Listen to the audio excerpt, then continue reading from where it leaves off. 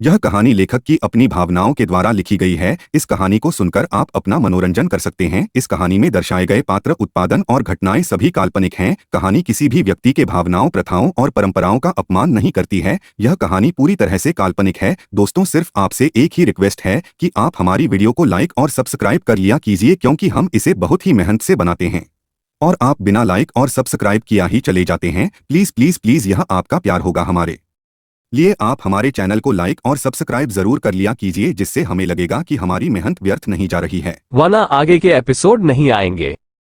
Episode 69। व्योम ने ध्यान से चांद को गले लगाया हुआ था ताकि चांद को दर्द ना हो। कुछ देर बाद उसने चांद को खुद से दूर करके उसका छोटा सा चेहरा अपने हाथों में भरकर देखा। रोने की वजह से चांद की आंखें लाल हो चुकी थी। उसके गाल भी इस वक्त टमाटर की तरह लाल थे। व्योम ने प्यार से कहा, तुम्हें बहुत दर्द हो रहा है। चांद ने व्योम के चेहरे की तरफ देखकर धीरे से कहा, आपको चोट लगी है क्या? चांद के सवाल को सुनकर व्योम ने कंफ्यूज होते हुए कहा, मुझे क्यों चोट लगेगी? मैं बिल्कुल ठीक हूं, तुम क्यों पूछ रही हो? चांद ने डरते हुए कहा, वो सारे बुरे लोग वहां पर थे ना, उन्होंने हमारे ऊपर बंदूक भी चलाई, हमें यहां पर बहुत दर्द हो रहा है। कहते हुए चांद ने अपनी पीठ के पीछे हाथ लगाने की कोशिश की, पर उसका हाथ वहां पर नहीं पहुंच रहा था। चांद की बात सुनकर व्योम ने प्यार से कहा, सब कुछ भूल जाओ, कुछ नहीं हुआ है और जिस किसी ने तुम्हें दर्द दिया है, मैं उसे अच्छे से सबक सिखाऊंगा। व्योम की बात सुनकर चांद ने डरते हुए कहा, नहीं, आपको कुछ करने की जरूरत नहीं है। वो लोग बहुत बुरे थे, आप उनके पास मत जाना, वह आपको भी गोली मार देंगे। हम नहीं चाहते कि आपको भी चोट लगे। चांद की बात सुनकर व्योम ने प्यार से कहा, मुझे कुछ नहीं होगा, तुम्हारा पति बहुत स्ट्रांग है, बहुत स्ट्रांग। व्योम की बात सुनकर चांद ने कहा, नहीं, आप उनके पास नहीं जाओगे, अगर उन्होंने कुछ कर दिया तो। कहते हुए चांद ने अपने दूसरे हाथ से व्योम का हाथ पकड़ लिया। उसके एक हाथ में अभी भी ड्रिप लगी हुई थी। चांद की बात सुनकर और उसे अपने लिए फिक्र करते हुए देख करके व्योम को अच्छा भी लग रहा था और गुस्सा भी आ रहा था कि इतनी प्यारी लड़की को उसकी वजह से चोट लगी है। उसने प्यार से कहा, अच्छा मुझे बताओ, तुम्हें भूख लगी है? चांद ने व्योम की बात सुनकर धीरे से कहा, नहीं, हमें भूख नहीं लगी, हम ठीक है, आप बस हमारे पास रहो, हमें डर लग रहा है।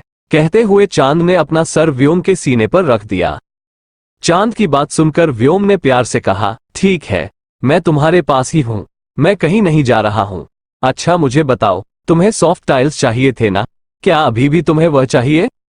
व्योम के सवाल पर चांद ने कहा, नहीं, हमें कुछ नहीं चाहिए, आप बस हमारे पास रहो। चांद की बात सुनकर व्योम समझ पा रहा था कि इस वक्त चांद काफी ज्यादा उदास और डरी हुई है। उसने प्यार से चांद को बेड पर बिठाया और खुद उसके बगल में बैठ गया। अब व्योम इस तरह से बैठा हुआ था कि चांद की आंधी बॉडी व्योम अपनी बॉडी के ऊपर ले पा रहा था। उसने चांद के छोटे से चेहरे को अपने सीने पर रखा और उसके सर पर हाथ फेरते हुए कहा, क्या तुम डर गई थी? व्योम के सवाल को सुनकर चांद ने अपना चेहरा ऊपर उठाकर उसकी तरफ देखा। चांद की आंखों में आंसू आ गए थे। उसकी आंखों में आंसू देखकर व्योम ने प्यार से कहा, रो क्यों रही हो? चांद ने धीरे से कहा, हम बहुत डर गए थे, हमें लगा कि कहीं वो लोग आपको कुछ कर ना दे। वो लोग बहुत बुरे थे ना, उनके पास बहुत सारे हथियार भी थे। आपको पता है, हमारे गांव में सरपंच जी के पास ऐसे हथियार थे। उन्होंने गांव में एक लड़के को ऐसे ही सबके बीच मार डाला था और वह मर गया था। हमें बहुत डर लग रहा था। चांद की बात सुनकर वो महसूस कर पा रहा था कि इस वक्त चांद सच में बहुत ज्यादा डरी हुई है। पहले से ही चांद इतनी ज्यादा इनोसेंट थी और उसके लिए ये सब कुछ काफी ज्यादा डरावना था। व्योम ने प्यार से कहा, अच्छा कोई बात नहीं, मैं हूं ना, अब तुम्हें डरने की जरूरत नहीं है। व्योम की बात सुनकर चांद ने धीरे से अपना चेहरा ऊपर उठाकर उसकी तरफ देखते हुए कहा, एक बात पूछे, आप गुस्सा नहीं करोगे ना? चांद के सवाल को सुनकर व्योम ने उसके छोटे से चेहरे की तरफ देखकर प्यार से कहा, नहीं करूंगा गुस्सा, कहो। चांद ने धीरे से, अगर हम मर जाते तो क्या आप हमें भूल जाते? चांद ने इतना कहा ही था कि व्योम, जो कि प्यार से उसे देख रहा था, उसके चेहरे पर गुस्सा नजर आने लगा। उसने गुस्से से चांद के चेहरे को अपने हाथ में पकड़कर दबाते हुए कहा, क्या कहा तुमने? व्योम के अचानक से बदलते बर्ताव को देखकर चांद घबराहट की वजह से कांपने लगी। व्योम को भी एहसास हुआ कि उसने गुस्से में चांद के चेहरे को कुछ ज्यादा ही मजबूती से पकड़ लिया है। उसने उसके चेहरे को छोड़ते हुए कहा, अगली बार से ऐसे बकवास मत करना और तुम्हें कुछ भी नहीं हुआ। कुछ भी नहीं। मैं हूं ना, मैं तुम्हें कभी कुछ नहीं होने दूंगा, कुछ भी नहीं। कहते हुए हमने मजबूती से चांद को अपने सीने से लगा लिया। चांद के मुंह से सिर्फ इतना ही सुना था कि अगर हम मर जाते तो। व्योम की सांस रोकने के लिए काफी था। उसे नहीं पता था कि कब, क्यों, कैसे, पर यह लड़की उसके लिए बहुत जरूरी हो गई थी। व्योम ना ऐसे किसी और को चांद के साथ देख सकता था, ना इसे खुद से दूर देख सकता था। वो बस चांद को ऐसे ही सलामत हमेशा अपने पास अपनी बाहों में छुपा कर रखना चाहता था। उसकी इनोसेंस को पूरी दुनिया से प्रोटेक्ट करना चाहता था। उसे बिल्कुल भी इन शहरी लड़कियों की तरह मतलबी, चालाक, चालबाज बनते हुए नहीं देखना चाहता था, जो सिर्फ खुद से मतलब रखती है। चांद ने धीरे सिसकते हुए कहा, हमें दर्द हो रहा है। चांद के रोने की आवाज सुनकर व्योम की पकड़ चांद पर ढीली हो गई। उसने चांद के छोटे से चेहरे की तरफ देखा, जो कि अभी सुबक सुबक कर रो रही थी। उसने धीरे से कहा, दर्द हो रहा है। चांद ने अपना चेहरा नीचे झुकाकर बस अपना सर हिला दिया। व्योम ने प्यार से उसके दोनों गालों को अपने हाथ में भर के उसके माथे को चूमते हुए कहा, सॉरी, अगली बार से ऐसी बात मत कहना।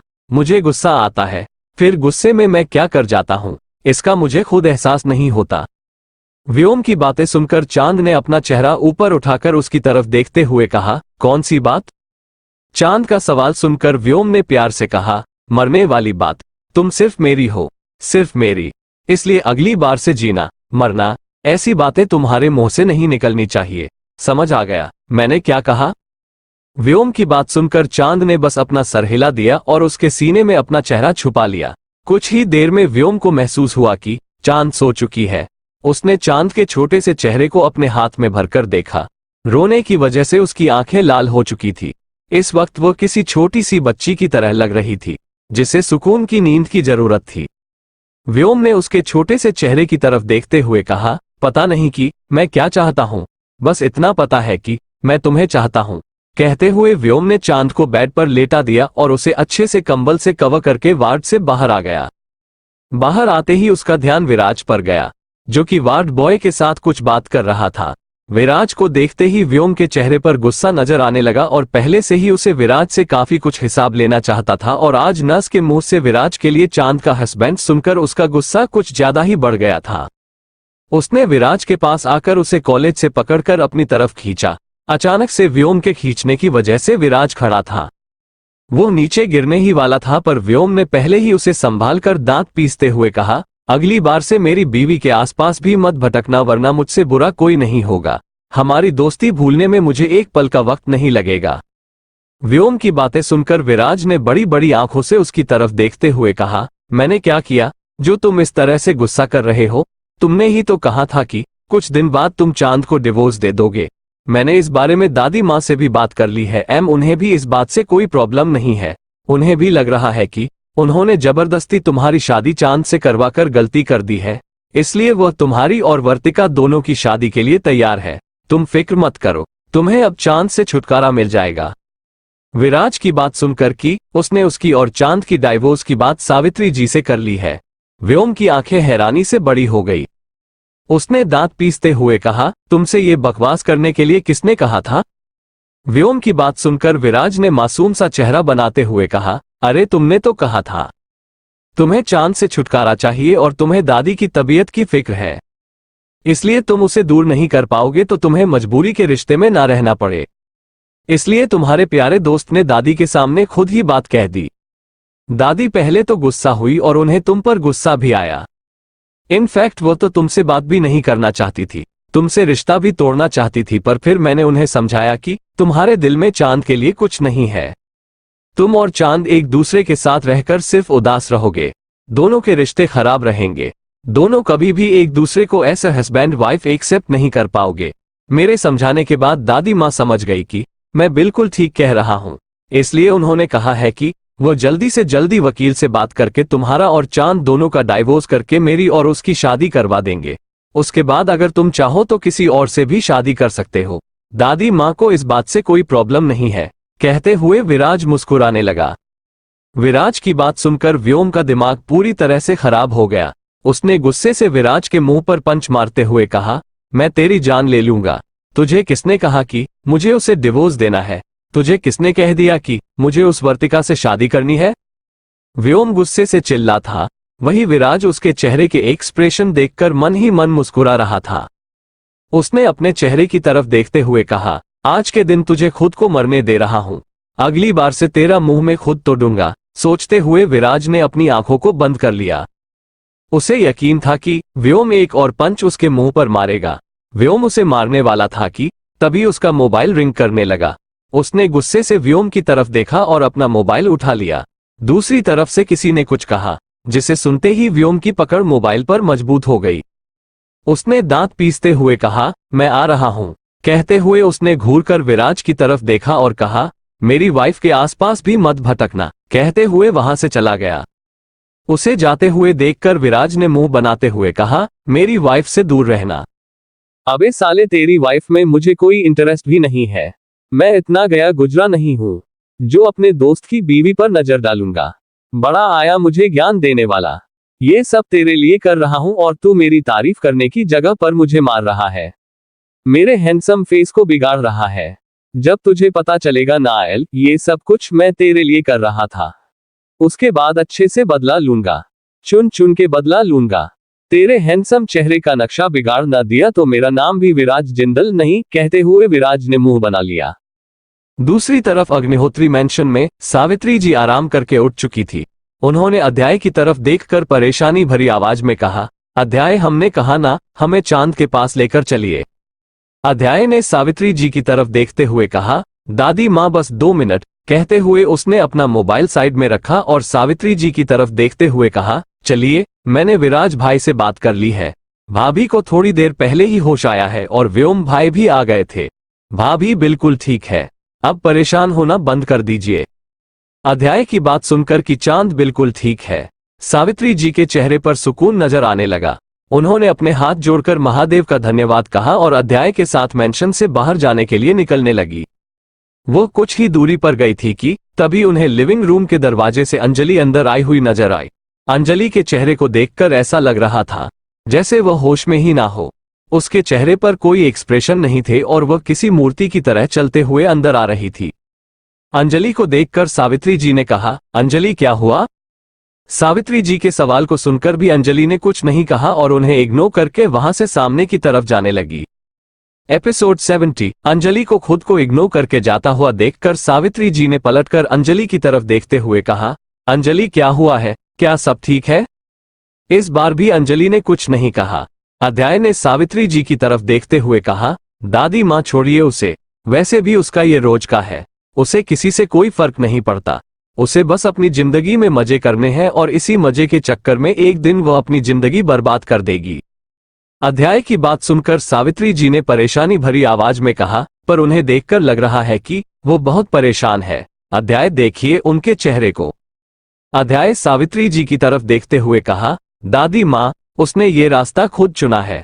वह ऐसे लोगों के साथ रहती है जो सिर्फ उसका फायदा उठाने के लिए उसका साथ है। कभी ना कभी तो इस तरह से उसे टूटना ही था। छोड़िए, अगर गलती की है तो सजा भी मिलेगी। जब तक उसे एहसास नहीं होगा कि वो गलत है, तब तक वो सुधरने की कोशिश नहीं करेगी। इसलिए उसे अकेला छोड़ दीजिए। अध्याय की बात सुनकर सावित्री जी ने आगे कुछ नहीं कहा और अध्याय के साथ मेंशन से बाहर चली गई। कुछ ही देर में दोनों कार में बैठकर हॉस्पिटल के लिए निकल गए। कार में भी सावित्री जी के दिमाग में बार बार अंजलि का उदास सा चेहरा घूम रहा था।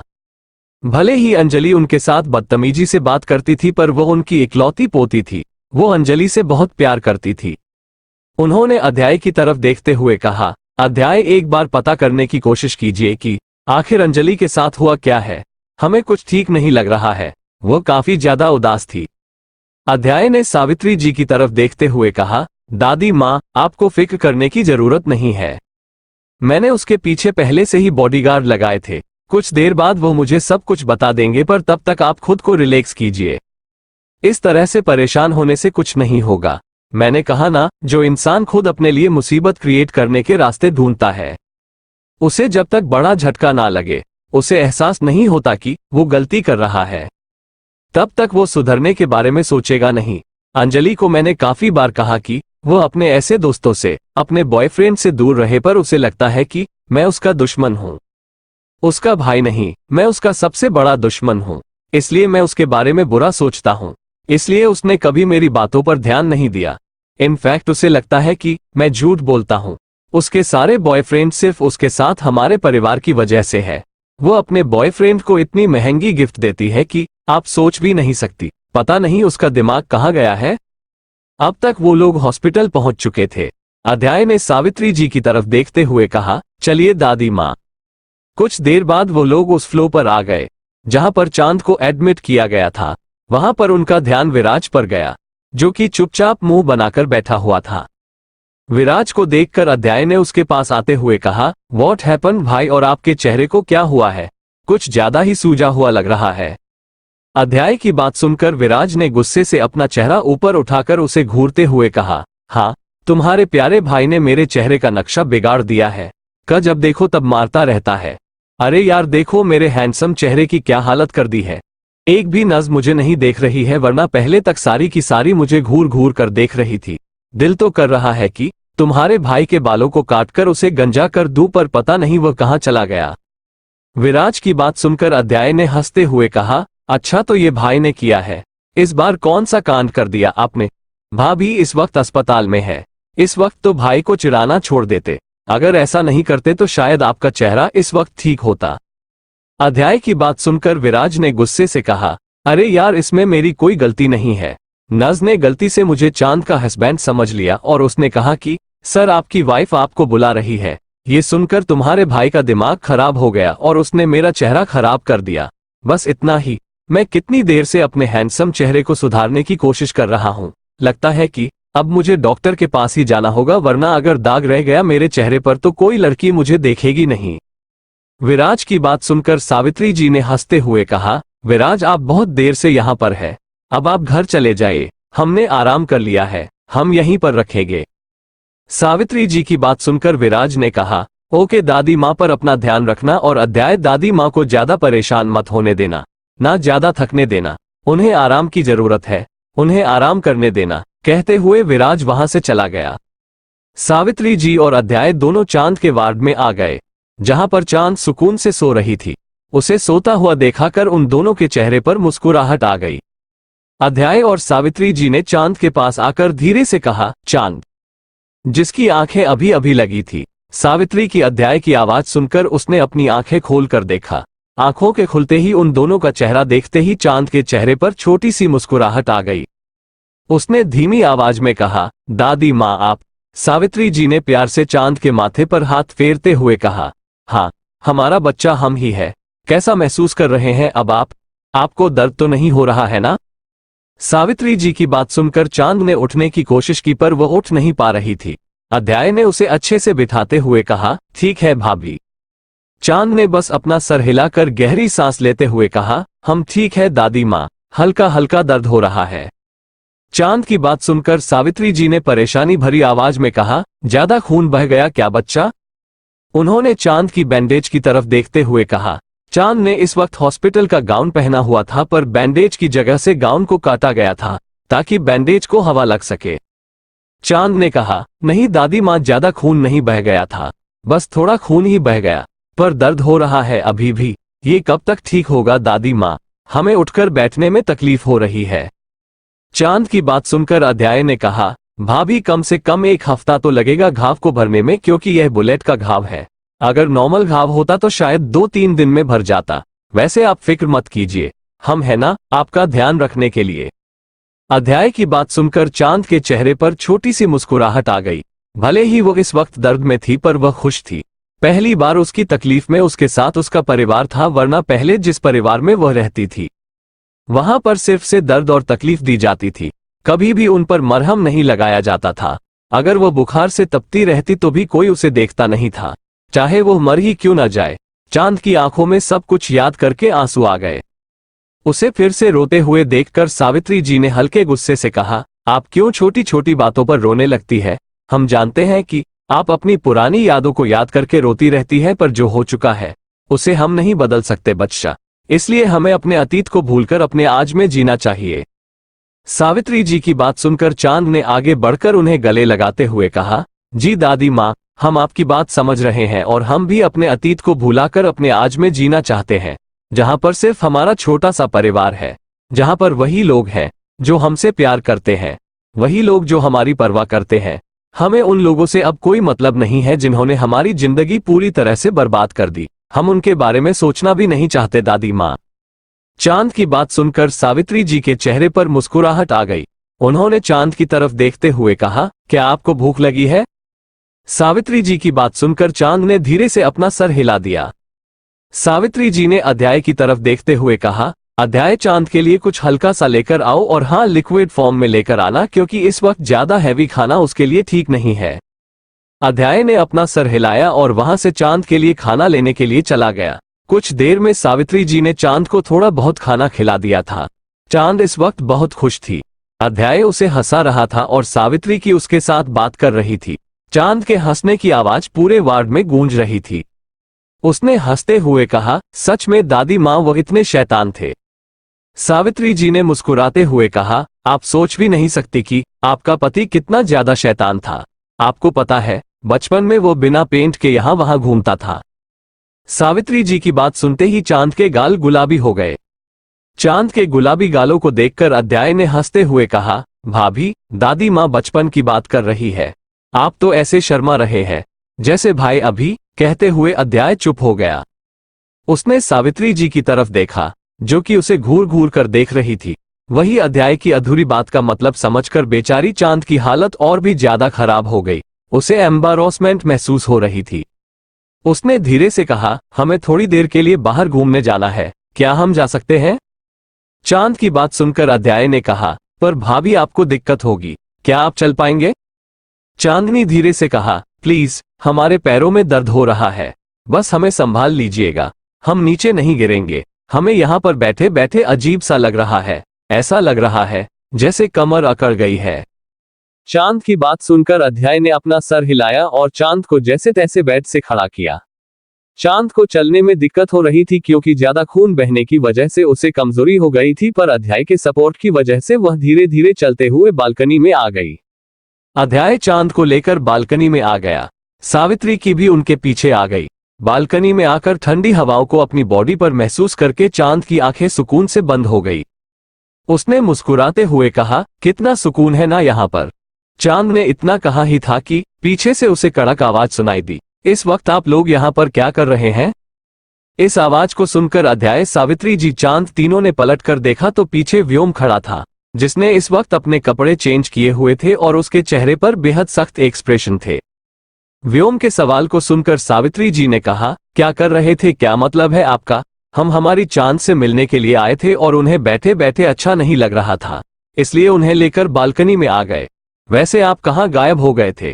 आपकी बीवी हॉस्पिटल के बेड पर पड़ी हुई है और आप यहाँ से वहां घूम रहे हैं, ज्यादा ना सही, थोड़ी सी तो परवाह कर लीजिए, बीवी है वह आपकी। सावित्री जी की आवाज में गुस्सा था, साथ ही वो व्योम डांट रही थी। ये बात व्योम अच्छे से समझ गया। उसने सावित्री जी की तरफ देखते हुए कहा, दादी माँ, मैं बहुत जरूरी काम कर रहा था, वरना मैं उसे यहाँ पर अकेला छोड़कर नहीं जाता, और वैसे भी मैं थोड़ी देर पहले उससे मिलकर गया था, वो सो गई थी, इसलिए मैं अपना काम करने के लिए गया था। देखिए मैं जल्दी आ गया, इसलिए अब आपको मुझे सुनाने की जरूरत नहीं है। व्योम की बातें सुनकर सावित्री जी ने मुंह बनाते हुए कहा, ठीक है, नहीं सुना रहे हैं आपको, वैसे भी हम होते कौन है आपको सुनाने वाले? द ग्रेट व्योम अग्निहोत्री को कोई सुना कहाँ सकता है? द ग्रेट व्योम अग्निहोत्री दूसरों को सुना सकते हैं? सावित्री जी की बात सुनकर व्योम को ज्यादा फर्क नहीं पड़ा। उसने अध्याय और चांद के पास आकर अध्याय को चांद से दूर करते हुए कहा, तुम ठीक हो? चांद ने मुस्कुराते हुए अपना सर हिलाया और फिर से चांद को देखने लगी। अध्याय ने भी चांद को कमर से होल्ड किया और उसके बगल में खड़ा हो गया।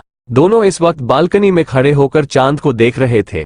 उनके पीछे खड़े सावित्री जी और अध्याय दोनों के चेहरे पर उन दोनों को एक दूसरे के इतने करीब और इतने कंफर्टेबल तरीके से एक दूसरे के पास खड़े देखकर मुस्कुराहट थी। एपिसोड 71 और 72 भी मैंने अपलोड कर दिए हैं, दोनों एपिसोड कल ही मिलेंगे।